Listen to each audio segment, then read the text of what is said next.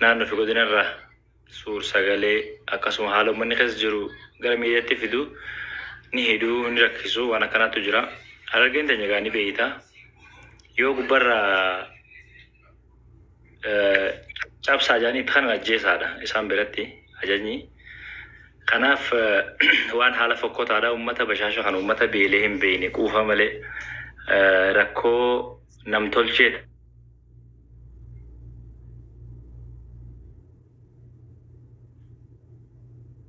Nijira nuti. Network isaati. Amani dhaga'ama. Ni dhaga'ama. Amani dhaga'ama. Guys, copy link if share godhaan ni. Ummanni kuni rakkoo namtolcheetiin rakkatu jira. Waggaa dabres ni yaadata yeroo kana rakkuma wal fakkaataatu ture haga baadiyyaa keessa deemnee haala ummanni keessa jiru.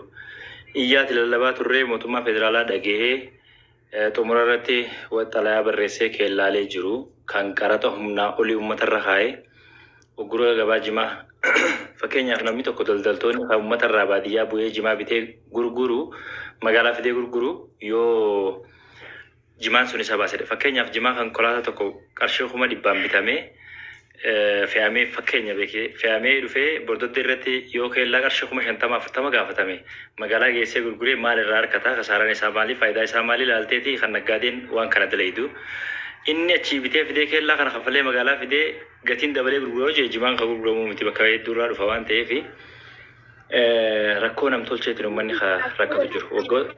Waggaa dabree iyya lallaba meeqa booda haga paarlaamaatti wanni kun dhagahamee dubbatamee furmaanni itti kennamee keellaan sun ji'oota muraasaaf kaafameeti ture.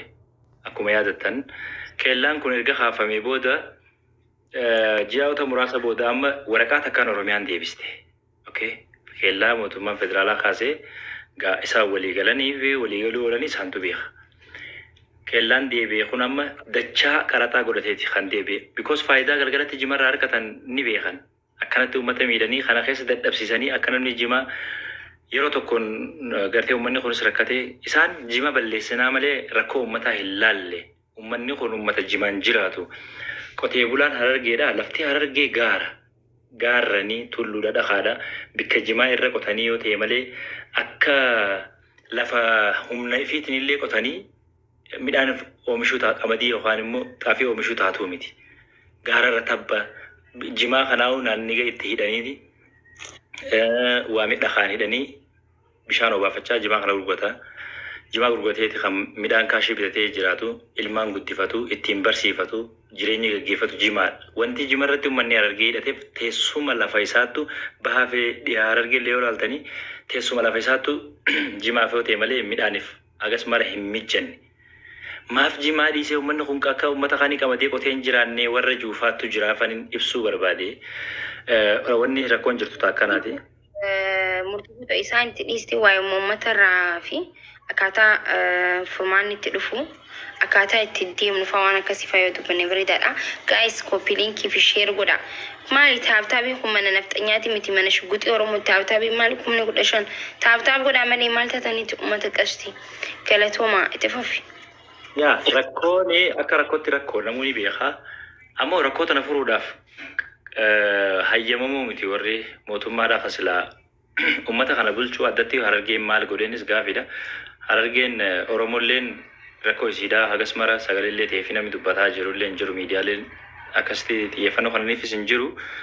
Ammoo addatti hooggantoonni ilmaan Harargeedha kan mootummaa keessa jiran shaamarranis dhiiras haa ta'u mootummaa federaalatti haga mootummaa naannoo Oromiyaatti haga godinaa fi bulchitoota godinatti dhimma kana irraa illee dubbatu dhagahullee hin barbaadan. Waliigalatti furmaanni maali jennee yoo halaalamu ta'e furmaanni jiru uummanni miidiyaa kafareejii yoo kenneef yoo dhaga'itii akka gaariitti argate furmaatanuma harkate jenneeti yaadna. Kanarraa ala garuu uummata haala hamaa keessa jiru uummata beelahee hin beeyne har'a beelti isaa mudattee lubbuu ilmaan ofii oolfachuudhaaf Harargee irraa buqqaanii gara Finfinneetti dhufanii magaalaa keessatti argaati turtan haala isaan keessa jiranii haalli jiru amma kanaa namuu quba qabdanii uummanni kun waan biraa waan haaraa ittiin jiraatu hin qabu tanaatu jimarraa nu dubbisa malee gaafa waa'ee jimaa dubbannu ni qamaanaaf yookaan immoo kanaaf miti rakkoo hawaasa keenyaati haadha abbaa keenya maatii keenya hundi keenya keessa dhalanne waan ittiin dhalanne akkamitti akka guutan inni beeknaa jechuudha. Har'a sanii miti bar waan si ajaa'ibu awwaadaayii fi sharuma tana fakkeenya fudhatte magaalaa keessa dhaabbatanii aspaaltii jimaa gurguruun dhoowwaa sadarkaa itti jaaman keessa jirra bar yoo viidiyoo tokko agartee jiraatte har'an beeku si agarsiisuu danda'a akka fakkeenyatti fidee.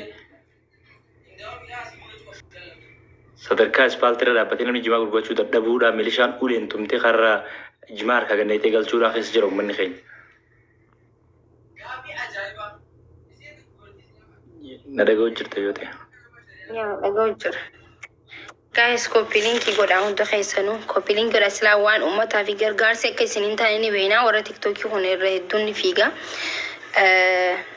Maaltu jira seetanii? Rakkoon uummata araddaa bira jirti. Hooggantoota Harargee bahaa fi lixaa jidduu jirti jechuudha. Gaafa booranni akkasti gaafa boorana keessatti hongeen bute ummata wanni araddaa warra yaabeellootu post godhee. Kominikeeshinii booranaatu post godhaa ture rakkoo akkanaa ummata hongeen mudatee jirti beelanii jiranii ummata ofiitiif dhaabbatan waan ta'eef ummataaf ni dubbatan isaan. Keenya kun maaltu afaan isaan qabe maaf hoggaa nuti rakkoo ummataa dubbannu akka waan qoofni jirutti barfaallaa sanii waan biraa odeessanii barisan. Ummata keessaa dhalatan ummata bakka bu'anii mindaa nyaatu jiran. Isaan amma laal warri hooggantoonni araddaa kuni waa'ee hongee waa'ee beelaa dubbachuun barbaadan so silaa post godhanii siyaasaa wanni kun baay'isa wayii siyaasaadha siyaasaa cimtuudha gubbarraa gakkanname waan ta'eef isaan yoo dubbatan aangoo keenya rabbuu dandeenya jaanii waan sodaataniif fakkeenyaaf namoota hedduu ijoollee jira ijoollee waan hongee kana irratti Facebook maxxansaa turte hundinuu warra ilaa ammaa doorsifamuu jiru jira. Kana jechuun waan kanaa dubbachuun barbaadan sila akka mootummaatti akka addunyaattis osoo naannoonni warri naannoo san hoogganu osoo jiru hooggantoonni bikka sanii osoo jiru ummatni biyya san bikka san keessa jiru biyya biraa deemuu qabu ture. Isaantu falatti tolchuu qaba ture tokko isaantu post godhuu qaba tokko isaantu rakkoo isaanii babal'isee himuu qaba ture. So isaan jiranii biyyoota adda addaa faca'an. Kanaafuu yoo qeeqamuu qabanillee haala gadiin qeeqamuu qaban isaanii warroota araddaa kana hojiin isaanii ummata tajaajiludha. Ummata tajaajilu. Araddaan abbootii araddaatu bulcha araddaa godinaatu aanaatu bulcha araddaan aanaa jala bulti aanaan godina jala bula godinni oromiyaa jala bula sigaleemi waan gubbaa itti kanname tole jaanii fudhachuu malee waan biraati miti dhugaayoon sitti hime amantee amanuu baattee waa'een jimaa kan keellaan deebifame kan dubbiin akkanatti hammaate eguma walgahii wayii tokko irratti mana marii keessa ta'e hin beeku muummichi ministeeraa caatinaa musliima የሚያያይዝ ነገር የለም ጫት ወጣቶቹን እየገደለ ነው ጀጋፋ ይያሰ የቦታ ከላን ኩን ጉያ ሰዲን ቡለ ከንዴ ቤፈሜ ይችላል